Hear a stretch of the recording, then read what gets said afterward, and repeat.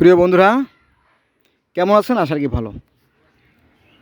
আমরা যদি একটু সৃষ্টি সম্পর্কে গভীরভাবে চিন্তা করি, তাহলে দেখতে পারবো যে সৃষ্টিকর্তার বিধানের কোনো পরিবর্তন নাই।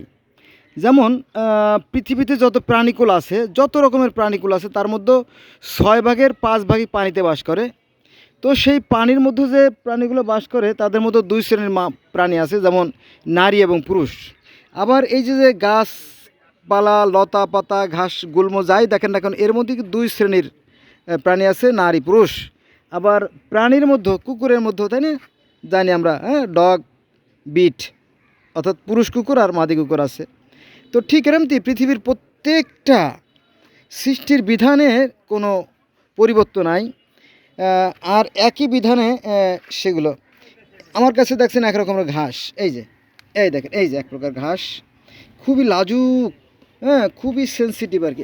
দেখেন যে ঘাসগুলো, তাই না, এদের মধ্যে ফুল ফুটতেছে এবং পরাগায়ন ঘটতেছে এবং নতুন বীজের মাধ্যমে আবার নতুন করে সৃষ্টি হচ্ছে।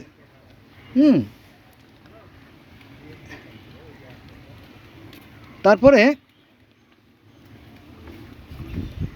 এখানে দেখেন দুটো পোকা, ওরা পরস্পর মিলিত ছিল আর কি। এই যে দেখেন দেখেন, এই যে এই যে এই যে এই যে এই যে কই গেল, এই যে একটা পোকা এদিকে চলে যাচ্ছে, এই যে একটা পোকা, আর একটা লজ্জা পাইছে, ওই দিকে চলে গেল। এই যে দুটো কিন্তু একসাথে মিলিত ছিল আর কি। এই যে যাই হোক, পোকাদের মিলন দেখে ফেললাম। এদিকে এই যে গাছগুলো আছে, এগুলো কিন্তু চিন্তার বিষয়। আর যদি মনে করেন যে লোকটা বোধহয় সমস্যা, সেটা আপনার ব্যাপার। তো আমরা দেখলাম যে যত এই যে একটা ঘাস, এই যে ওরা আবার দেখেন যে আবার কাছাকাছি আসতেছে। এই যে এই যে এই যে এই যে এই যে আচ্ছা, আমরা একটু পরে আসি, দেখবেন যে দুজন আবার মিলিত হচ্ছে আর কি। এই যেখানে আমরা অপেক্ষা করি। আবার এই যে একটা ঘাস দেখেন, এই যে এটা কিন্তু আলাদা ধরনের ঘাস। এই যে আলাদা ধরনের ঘাস, এখানেও ফুলে ফলে হচ্ছে, এদের মধ্যে প্রেম প্রীতি ভালোবাসা, পরাগায়ন মিলন সবই হচ্ছে। এটার মধ্যেও তাই, এই গাছগুলো পেকে গেছে। এভাবে আমরা যত গাছপালা দেখবো, লতা পাতা দেখবো, ঘাসগুলো দেখো, সবার ভিতরে একই বিধান বিদ্যমান। এই দেখেন, এই যে আরেকটা নতুন ধরনের একটা গাছ। এই যে আপনাদের কিন্তু আমি আগেই বলে নিছি যে পৃথিবীতে যত রকমের প্রাণী আছে পানিতে, তাদের মধ্যেও নারী পুরুষ আছে। তারপরে যত গাছ আছে তাদের মধ্যেও নারী পুরুষ আছে, যত ঘাস আছে তাদের মধ্যে নারী পুরুষ আছে, যত কীট পতঙ্গ আছে সবার ভিতরে নারী পুরুষ আছে। আর দেখেন এই যে কি সুন্দর, তাই না? এই দেখেন গাছগুলো, এগুলো আমরা খেয়াল করি না, কারণ খেয়াল করার মতো সময় আমাদের নাই, আমরা সবাই এত ব্যস্ত, এগুলো যথেষ্ট সময় নাই। কিন্তু বিধান এক, সৃষ্টিকর্তার বিধানে কোনো পরিবর্তন নাই। আর আমি যেটা মনে করি সেটা বোধহয় ভুল না, সঠিকই হবে। সেটা হচ্ছে যে সৃষ্টিকর্তা সবারই কিন্তু জ্ঞান দিয়ে দিয়েছে, জানেন তো, সবারই জ্ঞান দিয়ে দিয়েছে। সেই জ্ঞানটাই আমার মনে হয় যথেষ্ট। কিন্তু কিছু লোভী মানুষ আছে, তারা সেই জ্ঞানের চর্চা করে না, তারা খুব সহজেই জান্নাত পেতে চায়।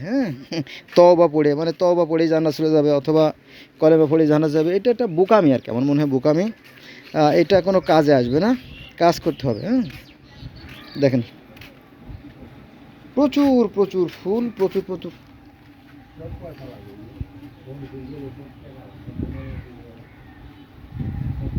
অতি সূক্ষ্ম থেকে সূক্ষ্ম। এখানে ফুলের থোকা আছে, দেখেন, এগুলো অলরেডি পেকে গেছে, শুকাই গেছে, এগুলো আবার নতুন করে আবার গাছে সৃষ্টি হবে।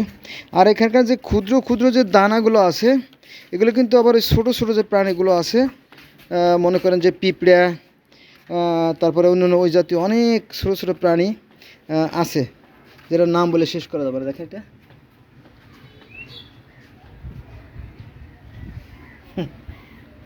অদ্ভুত, তাই না? তো এই যে আমরা যা কিছু দেখতেছি, দেখেন আর এক ধরনের।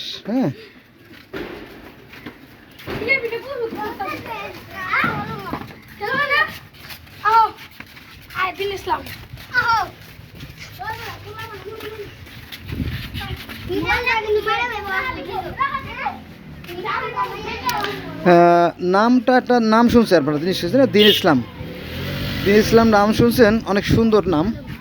কিন্তু এখানকার শতকরা প্রায় 90-95% বাচ্চারা কিন্তু অ্যাডিক্টেড, অর্থাৎ নেশাখোর।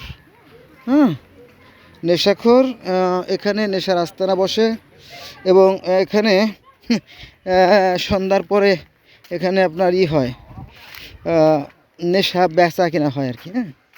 কিন্তু এখানে আবার ডিবির লোকজন আসে, ডিবির লোকজন আসে এই যে এখানে এই যে হাউসটা দেখছেন না, এখানে এটার ভিতরে ওর নাম হলো মাসুদ, একজন ডিবির অফিসার। দেখলাম আসলো, ধরলো, কদিন পরে ছেড়ে দিল। এই অবস্থা দেখেন, অবস্থা মানে সৃষ্টিকর্তার বিধানের কোনো পরিবর্তন নেই, সর্বত্র একই বিধান বিদ্যমান। হ্যাঁ, সৃষ্টির পরে আবার নতুন করে ওই একই প্রক্রিয়ায় সৃষ্টি হচ্ছে, সর্বত্র একই বিধান। এখানে অতি আশ্চর্য হওয়ার কিছু নাই। আর সেই মঙ্গল গ্রহে যাওয়ার দরকার নাই, আর চাঁদের মাটি এনে গবেষণা করতে হবে সেটা দরকার নাই। সৃষ্টি আমাদের চোখের সামনে হচ্ছে, আবার ধ্বংস হচ্ছে, আবার সৃষ্টি হচ্ছে, আবার ধ্বংস সৃষ্টি হচ্ছে, এটাই সৃষ্টিকর্তার বিধান। আর এই সৃষ্টির পিছনে কাজ করতেছে সূর্য। সূর্য যখন তাপ দেয়, সূর্যের তাপ প্লাস এই মাটির পানির যে আর্দ্রতা, এই দুইটার মিশ্রণের ফলে যে আর্দ্রতা সৃষ্টি হয়, আর্দ্রতার ফলে অঙ্কুর উদ্গম ঘটে, অর্থাৎ প্রাণের সৃষ্টি হয়। আবার যেখানে শুধু পানি, সেখানে ফসল পচে পানির সাথে মিশে যাবে।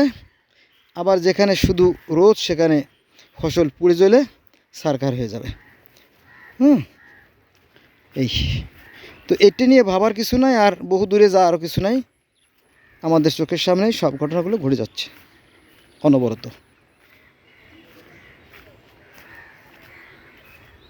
এটা বলে চিটকি গাছ। এই চিটকি গাছে এক প্রকার ফুল হয়, লাল লাল রক্তের মতো। এই দেখেন, এই যে এই যে এই যে এই যে এই যে ছোটো ছোটো দেখছেন না, এই যে ছোটো ছোটো ফুল আসতেছে, এই যে ছোটো ছোটো ছোটো ছোটো ফুল এখন মাত্র আসতেছে। আমি ডালটা ছিলাম, যেহেতু এভাবে দেখা যাবে না, এই যে এভাবে দেখা যাচ্ছে সামান্য, এই যে বেশ ভালো দেখা যাচ্ছে। এই যে হ্যাঁ, সর্বত্র প্রকৃতির বিধান একই।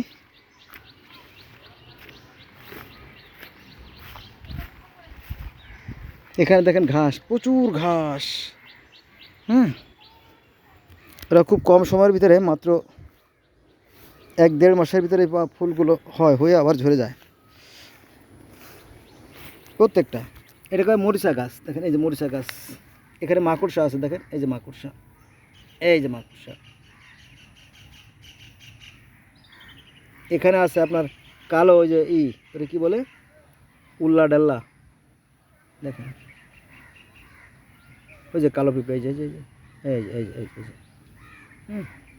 তারপরে ওই যে ছোটো ছোটো দানা, এই যে দানাগুলো ঝরছে, এই দানাগুলো পিঁপড়েরা খাচ্ছে। এখানে রাশি রাশি পিঁপড়ে আছে, এই দেখেন, এই দেখেন, দেখেন এই যে রাশি রাশি রাশি রাশি ওইগুলো লুকাই গেছে ইসের ভিতরে। তো যাক, এই হলো বিষয়।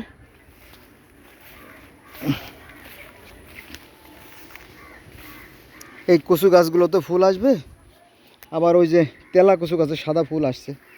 তেলা কচু গাছে সাদা ফুল বলতে বেশ দেখা যায় কিনা, না নাই আর কি। এই সৃষ্টি সম্পর্কে সৃষ্টিকর্তা গভীরভাবে চিন্তা ভাবনা করতে বলছেন, গভীরভাবে।